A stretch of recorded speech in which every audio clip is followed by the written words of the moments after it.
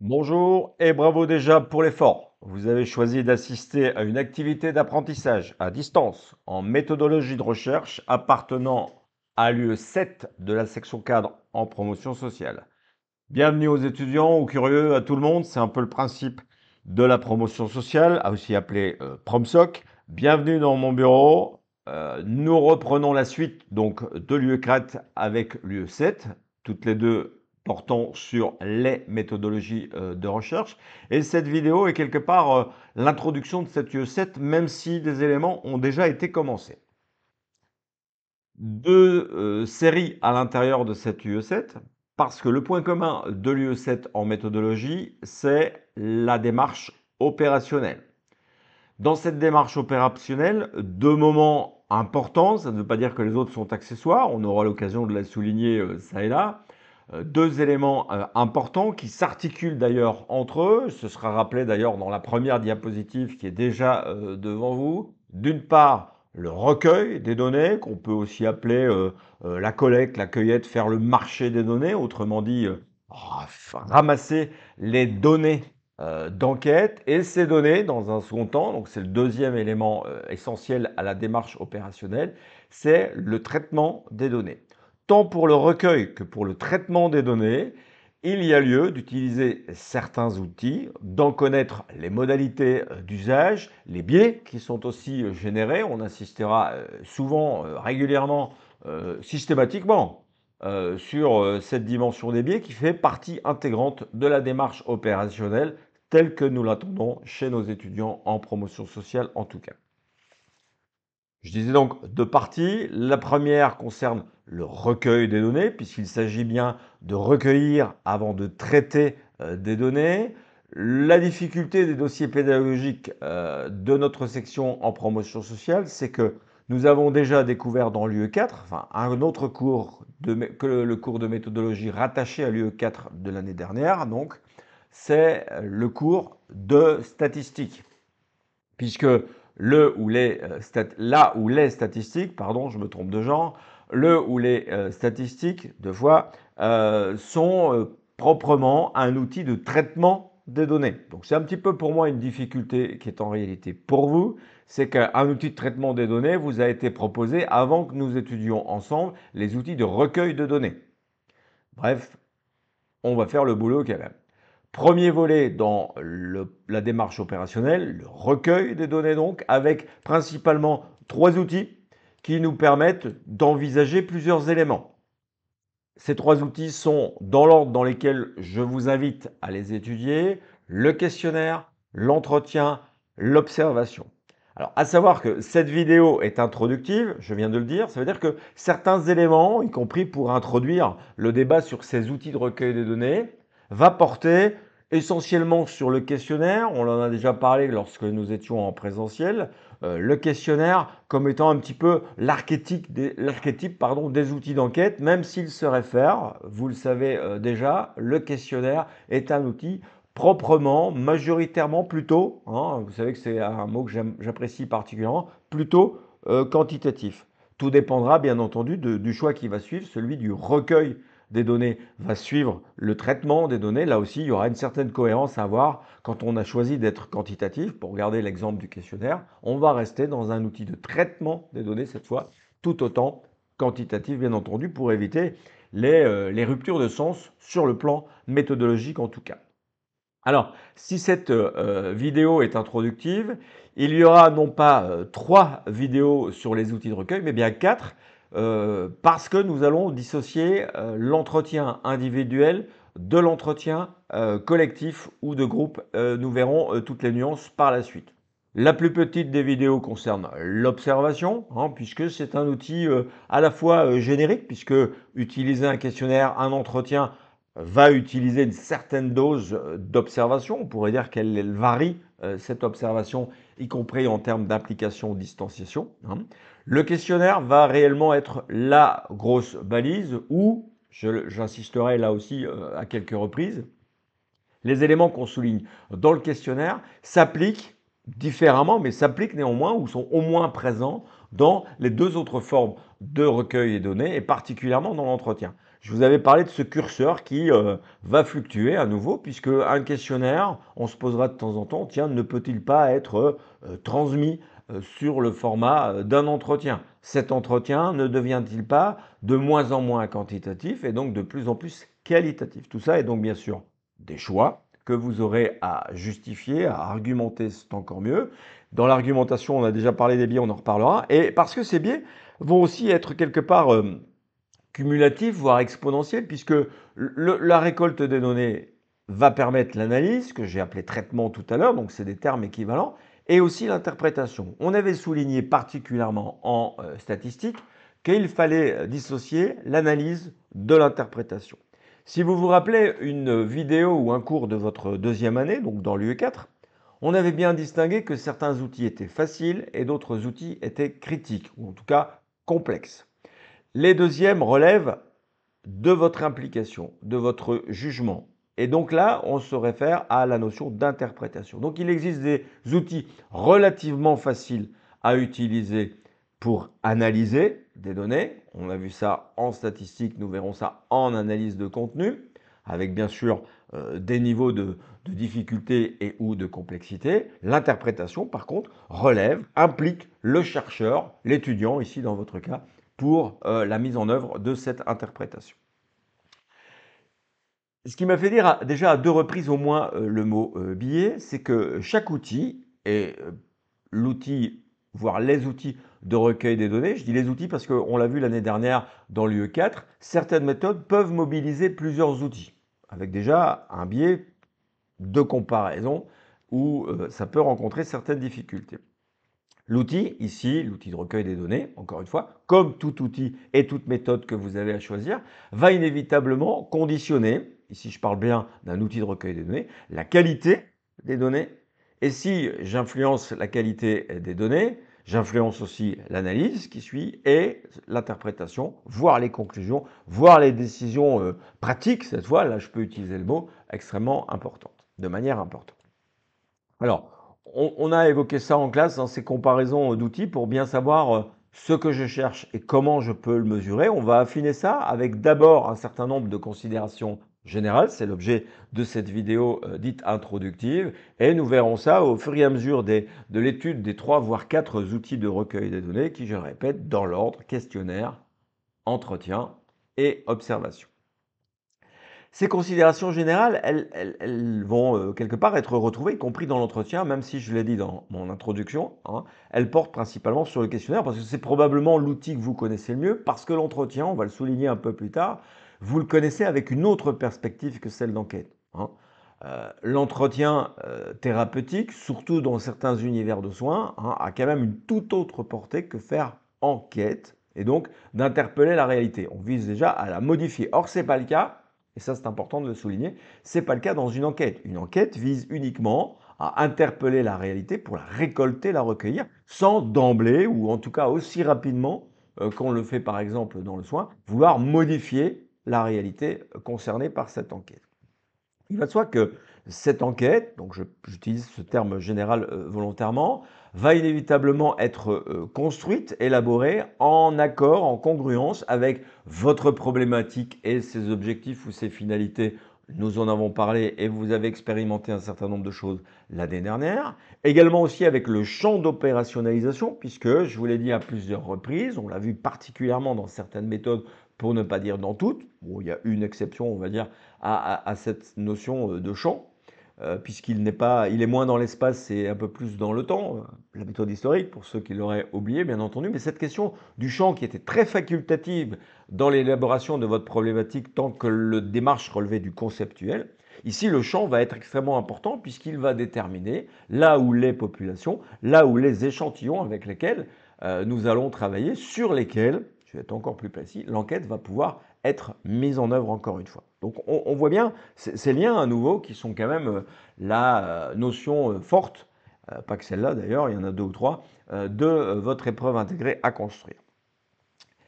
Au-delà de ce premier élément, qui est quelque part le point d'entrée et le point de sortie, hein, on a souvent parlé ainsi, rappelez-vous les entonnoirs, hein, c'est Mais au fait, comment vais-je administrer, on parle aussi de passation, hein, comment vais-je administrer mon questionnaire, mon entretien, mon observation? C'est surtout important pour les deux premiers, hein, puisque le fait de choisir ce mode d'administration va avoir des effets, des biais, si vous préférez, non pas si vous préférez, c'est des biais qu'il faut utiliser, hein, c'est le mot, on va dire, consacré dans la démarche opérationnelle. Ce mode d'administration peut avoir une influence sur la qualité, la fiabilité, c'est encore mieux comme terme, des données ainsi recueillies. Donc dans le mode d'administration va aussi être en lien le mode de recueil. Donc administrer, c'est donner, si vous voulez, l'enquête. Prenons l'exemple du questionnaire puisque c'est lui l'archétype knowledge dit. Hein. Administrer le questionnaire, c'est le distribuer. Le recueillir, c'est le recevoir en retour. Et là, on peut déjà se poser une question. On l'a peut-être déjà abordé, ça reviendra de temps en temps puisque c'est une vraie question initiatique. En tout cas, c'est quel est mon taux de réponse ou, j'aime bien le présenter comme si, quel est le taux de non-réponse de mon enquête. C'est déjà une indication relativement sérieuse. Il va de soi que le champ, la population, le mode d'administration, le mode de recueil va inévitablement, assez rapidement d'ailleurs, poser le nombre de personnes à enquêter, à interroger, quel que soit le format.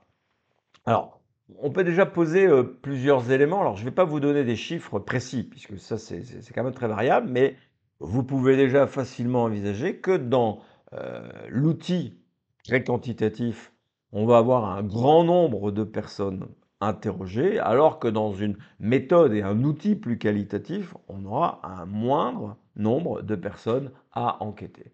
Il y a aussi, bien entendu, la question de la charge de travail qui va être conditionnée tantôt par le questionnaire, tantôt par le choix de l'entretien. Hein. Vous pouvez déjà retenir que s'il y a du travail avant, il y en a moins après, mais s'il n'y en a pas eu avant, il y en aura après. Donc il y a de toute façon un certain nombre d'efforts, y compris dans l'élaboration de ces outils ici de recueil des données.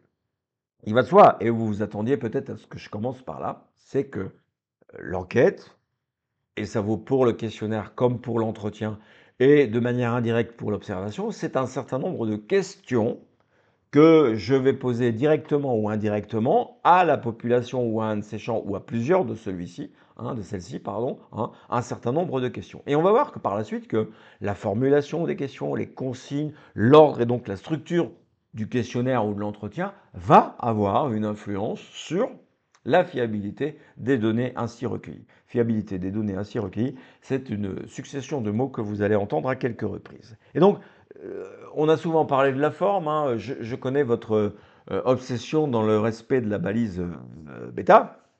Et il va sans dire que la forme des questions va être extrêmement importante. Alors la forme des questions commence déjà par mais qu'est-ce que je choisis? Questionnaire, entretien ou observation? Quel type de questionnaire, quel type d'entretien, quel type d'observation? Puisque nous allons retrouver des outils d'analyse que nous connaissons dès l'UE1, c'est-à-dire des typologies. Il y en aura plusieurs. À vous quelque part d'élaborer l'outil questionnant, interpellant la réalité qui vous concerne par votre problématique, qui semble le mieux convenir, même si elle semble bien convenir, elle n'est pas complètement convenable, puisqu'un certain nombre de biais, notez que certains biais peuvent parfois être extrêmement utiles. Cette notion de biais, elle est fondamentale dans une démarche opérationnelle. Négliger cette question du biais, alors il y a deux grandes façons de procéder, hein. Je préfère la seconde, vous allez vite comprendre pourquoi. Hein. Soit on collecte tous les biais et on les présente à un endroit. Généralement, c'est juste avant de présenter les résultats. Certains ont même une troisième possibilité, c'est de ne pas présenter les biais. Ça, vous comprendrez que c'est une lourde erreur que le jury va rapidement pointer du doigt, bien entendu. Hein. Donc, on peut aussi envisager, et c'est plutôt pas mal, de relever les biais aux différentes étapes de la démarche opérationnelle, ça veut dire aux différents moments où j'utilise un outil dans ces étapes d'utilisation, ou si j'utilise, c'est souvent le cas, au moins deux outils, l'un de recueil, l'autre de traitement. Donc des biais sont générés quasiment à chacune des étapes d'une démarche opérationnelle, puisque chaque fois, le chercheur a des choix à poser et aucun choix n'est 100% fiable quand il concerne un outil ou 100% valide quand il concerne l'interprétation d'une donnée devenue un résultat par l'analyse. Nous reviendrons sur ce point-là.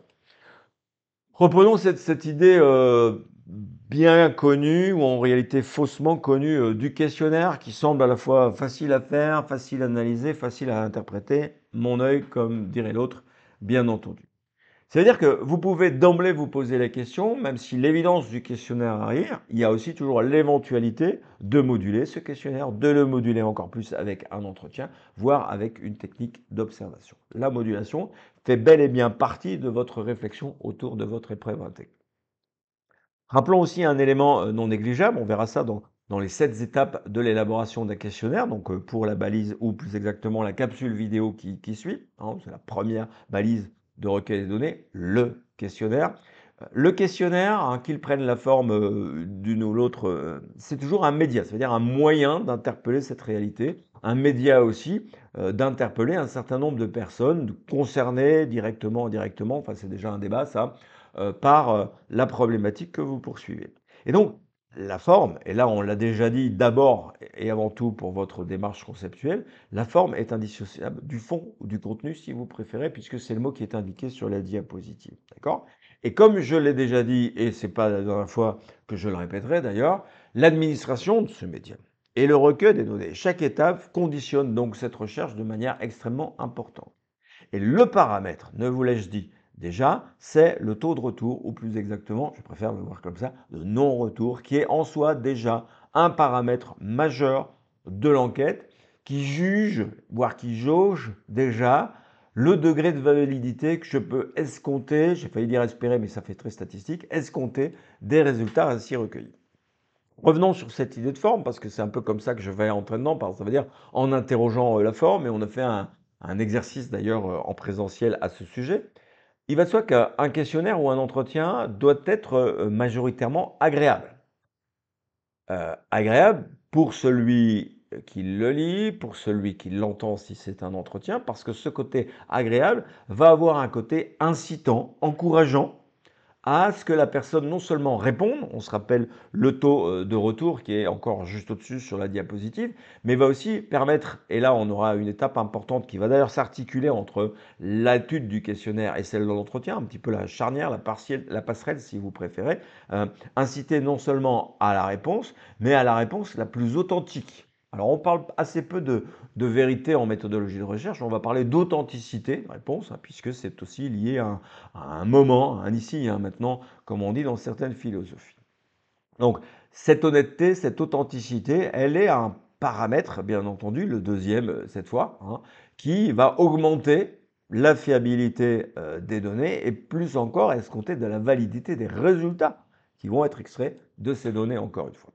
Reprenons donc un format habituel, celui du questionnaire, qu'on va quelque part faire bouger, hein, interroger un petit peu sur des standards qui sont, à vrai dire, assez peu efficaces. Le questionnaire, on en reçoit des dizaines, vous en avez vu traîner dans vos unités de soins, on en reçoit facilement quand on commande sur Internet, quand on a été en voyage, quand on a fait ceci, quand on a fait cela. Enfin, on a foison de questionnaires à remplir, d'autant que maintenant les moyens sont plus faciles. Alors, si je reprends un archétype, et pas forcément très idéal d'ailleurs, ce type, on va quelque part le décomposer d'abord dans sa structure, c'est-à-dire dans sa forme. Généralement, et vous allez vite voir que c'est une erreur, j'introduis, par l'étudiant, je me mets à la place de l'étudiant, se présente et présente, mais présente quoi? Déjà, se présenter, c'est, mais que vais-je dire pour me présenter? Il y a, je vais être dans la caricature, vous imaginez bien, hein, c'est je suis un pauvre petit étudiant qui doit faire une enquête.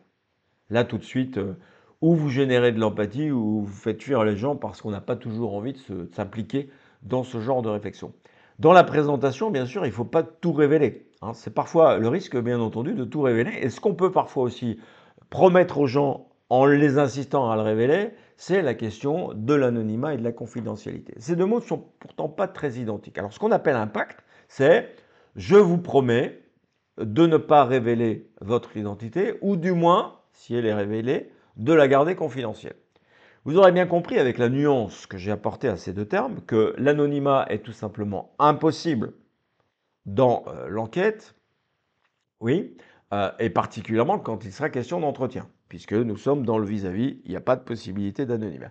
Par contre, la confidentialité, vous avez remarqué que c'est un mot en con, encore une fois, hein, cette confidentialité, elle peut être promise, elle peut engager les deux parties, particulièrement le chercheur, mais il faut bien entendu ne pas quelque part la relativiser, la neutraliser, voire la contredire dans un certain nombre d'options de votre questionnaire ou de votre entretien. Et une bonne manière de neutraliser cette promesse d'anonymat ou de confidentialité, c'est cette fameuse signalétique avec qui vous êtes. On reprendra ces éléments par la suite, je ne fais que les énumérer là, maintenant en donnant un certain nombre déjà de points de réflexion et nous terminerons par les questions, leur forme. Et c'est tous ces points-là qu'on va retrouver dans les 7 étapes. Vous dites qu'il n'y en a pas assez, mais c'est pas grave, on va encore bien structurer ça, hein. La méthodologie est caractérisée par cette approche très structurée, très systématique, permettant la rigueur qui est attendue de vos épreuves intégrées. Et donc, quelque part, on va par les 7 étapes, toutes rigoureuses qu'elles sont, donner envie de remplir le questionnaire. J'ai au moins donné 2 arguments à la diapositive précédente. Éviter de se contredire ou de susciter l'intoxication. L'intoxication, c'est faire dire aux gens ce que j'ai envie qu'ils disent. On va appeler ça en méthodologie l'induction. C'est ce qu'on appelait la manipulation dans le cours de psychosociologie de votre première année. Il y a aussi, en lien avec ce pacte de l'anonymat cité juste au-dessus, le secret de la confession. Vous allez voir qu'il peut très très rapidement disparaître. Ce n'est pas nécessairement quelque chose qui doit être négligé, parce que si les gens pensent que ce secret ne serait pas respecté, ils vont peut-être vous répondre. N'oubliez pas ce biais de désirabilité sociale dont on a déjà parlé, ce n'est pas non plus la dernière fois. Ils peuvent bien entendu vous apporter une réponse que vous allez prendre pour authentique alors qu'elle est quelque part déguisée. On appelle ça une réponse factice. On verra ça à la fin de la balise traitant du questionnaire. Il y a aussi parfois dans les questionnaires un certain nombre de questions que j'ai décidé d'appeler puériles. Ça veut dire qui n'ont pas beaucoup de sens, qui sont des questions presque enfantines. Et si je dis enfantin ou puéril, c'est à peu de choses près la même chose, c'est que ce sont in fine des questions inutiles. Ça veut dire qu'ils ne sont pas contributives ou au contraire qui vont contribuer à abaisser votre taux de réponse, à augmenter votre taux de non-réponse, vous l'aurez compris, par ces effets dissuasifs que vous allez mettre en œuvre sans nécessairement le savoir.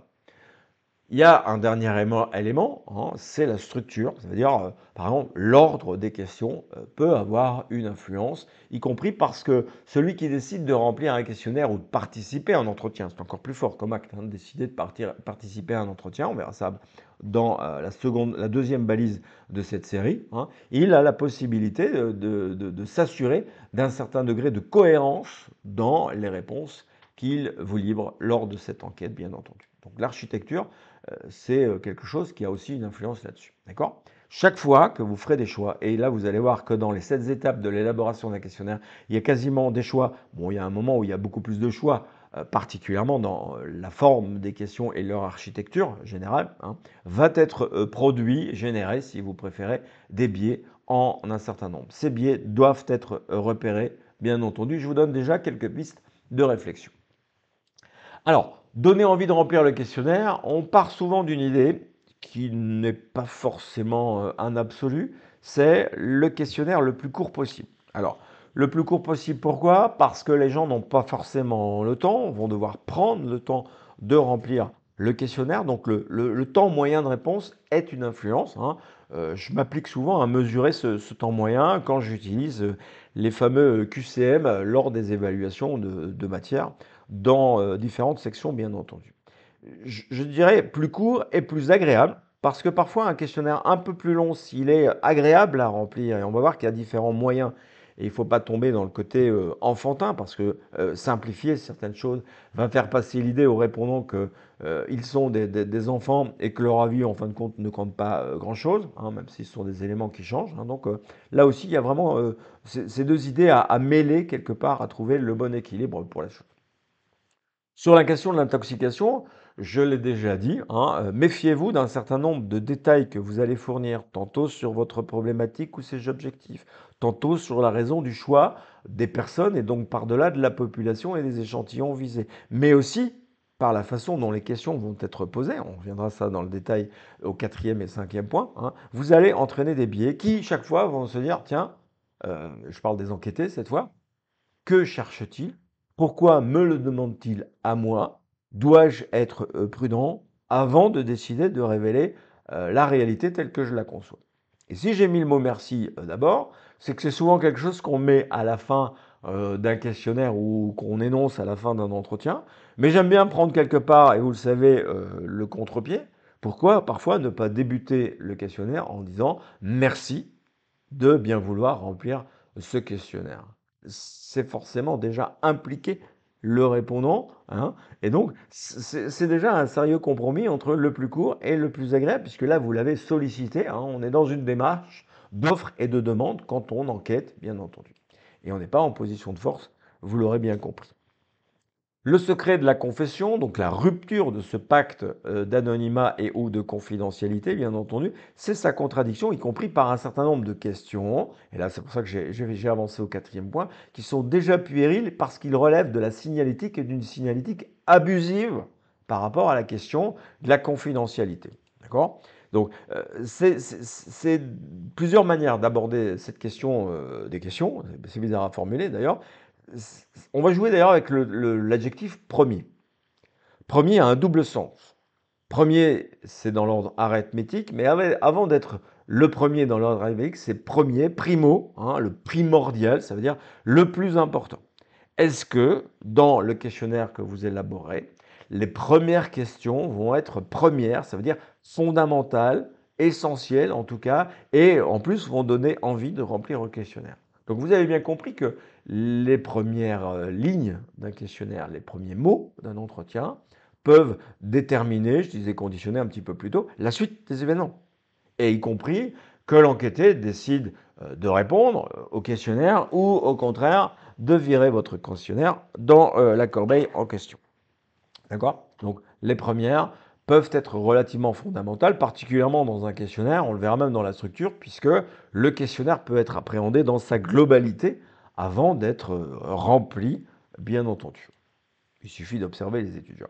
Une des premières questions habituelles, et donc c'est première au sens arithmétique et pas première au sens littéral et premier sic du terme, hein, on pose souvent la question, celle du sexe, du genre, enfin on ne va pas reprendre toujours cette considération-là, quoique on va la soulever par la suite, y compris dans cette époque qui s'interroge beaucoup là-dessus. Il ou elle. C'est un jeu de mon enfance qui a toute une série aussi de variations. Je viens de parler de sexe et genre, bien entendu. Alors, si on voulait être éminemment sociologique, il faudrait utiliser la question du genre. Il est plus habituel d'utiliser le mot sexe, mais vous voyez déjà dans ces 5 variations de la question du sexe ou du genre, eh bien, il y a déjà une modification dans la forme, dans la possibilité des réponses. On va étudier ça dans le détail, hein. Il y a déjà une différence entre une question où je dois remplir, on appelle ça une question ouverte, ou une question qui est fermée par l'une ou l'autre modalité. Et ici, 2, voire à la fin 3, même si là, on mixe déjà 2 éléments, on mixe du fermé et de l'ouvert, avec forcément toute une série de complexités. Et rappelez-vous que si c'est trop compliqué, si c'est pas clair, si c'est pas agréable, les répondants vont éviter, voire refuser de répondre. On aura un moment qui va s'intéresser à ça. On va régler le problème tout de suite de cette primo-question, qui n'est pas toujours très primo d'ailleurs, hein. C'est s'il n'y a pas d'argument. Autrement dit, si vous n'avez rien trouvé dans votre démarche conceptuelle ou dans les considérations liées au champ et donc à la population, il n'y a pas lieu de poser cette question-là. Il y a en plus d'autres moyens parfois d'appréhender cette question du genre, si toutefois elle était essentielle, première, à votre problématique et à son raisonnement opérationnel. Donc on va préférer utiliser le mot genre, particulièrement dans l'approche sociologique, hein. On peut imaginer certaines recherches sur le leadership qui seraient intéressées par cette distinction de genre. Il y a déjà eu l'une ou l'autre épreuve intégrée sur ce sujet. D'accord? Alors, à partir du moment où on a posé cette question du genre, le fameux il ou elle ou iel maintenant, hein, puisqu'il y a plein de nouvelles contributions qui peuvent venir quelque part compliquer les questionnaires, on le voit déjà dans les annonces de recrutement par exemple, mais au-delà de cette question du sexe ou du genre, posez-vous la question, est-ce que ces éléments de signalétique, donc savoir l'âge, savoir l'ancienneté professionnelle, on a évoqué ça dans l'analyse de ce drôle de questionnaire, hein, l'intérêt de cette signalétique, il doit réellement être pertinent par rapport à l'objet d'enquête, autrement dit votre problématique et ses objectifs. Si c'est purement de la signalétique, oubliez ça, vous perdez votre temps à poser ces questions-là, surtout qu'on les met souvent en avant, d'accord? Je vais nuancer ça juste après. Et si elles n'ont pas d'intérêt, ne les mettez pas, tout simplement. Si vous pensez qu'il y a un intérêt et que d'être trop à poser des questions qui relèvent de l'individualité, eh bien, vous pouvez bien entendu les faire à la fin. Vous voyez que quelque part, cette proposition que je vous fais d'inverser, le merci qui était à la fin, on le met au début, et les questions de signalétique, si tant est qu'elles soient contributives, je les mets plutôt à la fin, hein, puisque l'individu se sera déjà senti concerné, voire impliqué. Donc la motivation et l'application sont des éléments qu'on a appris à appréhender, bien entendu, vont pouvoir être retrouvés, bien entendu. Donc, méfiez-vous de cette signalétique. Je pense que c'est comme ça que vous devez vous poser la question sur sa réelle contributivité. Poursuivons sur les questions contributives, d'autant que j'en ai déjà parlé, hein. Donc, les questions qui se trouvent dans le questionnaire, dans mon guide d'entretien, dans ma grille d'entretien ou d'observation, sont tous des mots que vous apprendrez à comprendre et à utiliser au fil de ces balises qui se suivent, hein. Inévitablement, ces questions doivent avoir un lien, c'est le petit symbole qui est là, hein, le lien entre ce que je choisis de poser comme question, sans encore avoir évoqué la question de la forme, et ma démarche conceptuelle, ça veut dire les notions clés de ma problématique que j'ai conceptualisées, ça veut dire en mobilisant un certain nombre de ressources bibliographiques, etc. On ne va pas reprendre tout ça. Il y a une autre étape où parfois on peut affiner les questions, je vais le souligner, c'est d'ailleurs une des dernières étapes et elle est parfois oubliée dans un dispositif opérationnel, c'est la question du pré-test. Le pré-test, c'est tester les questions et retirer certaines questions qui ne sont pas contributives et en rajouter ou la modifier si le pré-test signale l'intérêt de celle-ci. Donc, les critères de cette fameuse signalétique, c'est soit j'en ai pas besoin ou je la relève autrement, mais en tout cas, elle doit être en lien avec le sujet et l'une ou l'autre de ces variables. Alors, j'ai parlé de notions, voire de concepts, c'était pour la démarche opérationnelle. On le verra et on l'a déjà évoqué dans l'étude des méthodes. Le jeu de la démarche opérationnelle, c'est de transformer notions et concepts en un certain nombre de variables et d'indicateurs, voire plus. Nous verrons ça un petit peu plus tard. Cette signalétique, elle a aussi potentiellement un lien avec les critères de la population et de l'échantillon, puisqu'il est assez rare qu'une enquête se porte sur l'entièreté de la population. Donc on est très très vite à l'échantillon, y compris par le taux de non-réponse, puisque votre taux de non-réponse génère déjà deux échantillons à l'intérieur de la même population. Un échantillon de personnes qui ont bien voulu répondre, sans encore approcher la question de l'authenticité, honnêteté de leur réponse, et des personnes qui ont choisi de ne pas répondre. Il y aura différentes situations d'ailleurs où ça peut modifier. Une question relativement fondamentale dans la structure du questionnaire et des questions, c'est déjà penser, alors ça c'est surtout dans le paradigme quantitatif, à la technique de dépouillement, mais même dans le qualitatif. Je pose les questions d'une certaine façon, ou je ne pose qu'une seule question, c'est la méthode clinique. J'ai déjà préparé la technique de dépouillement. Et cette technique de dépouillement, elle va parfois être utile pour générer une signalétique. Alors, pas au sens où je la définissais jusque maintenant, mais pour savoir ce que vous avez. Je vais vous donner un exemple avec cette question de marquage des questionnaires. Je distribue des questionnaires en grand nombre, puisque ça c'est une caractéristique du questionnaire, dans trois endroits différents, trois unités, trois services, trois hôpitaux, trois pays, soyons fous. Eh bien, je n'ai pas spécialement besoin de rajouter la question dans quelle unité de soins et dans quel service et dans quel hôpital et dans quel pays travaillez-vous, hein. Je peux très bien dire les questionnaires de 1 à 30 sont partis à tel endroit, de 31 à 60 à tel endroit et de 61 à 90 sont partis dans tel autre endroit. Et donc, quand je reviens, je sais de quel échantillon à faire tel questionnaire, tel questionnaire, tel questionnaire. Tout ça est forcément envisageable.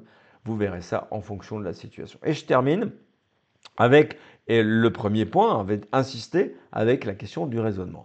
Le raisonnement, c'est de mettre en œuvre la problématique sur un terrain d'enquête pour en assurer la validité des données ainsi recueillies pour les interpréter et pour les conclure par la suite.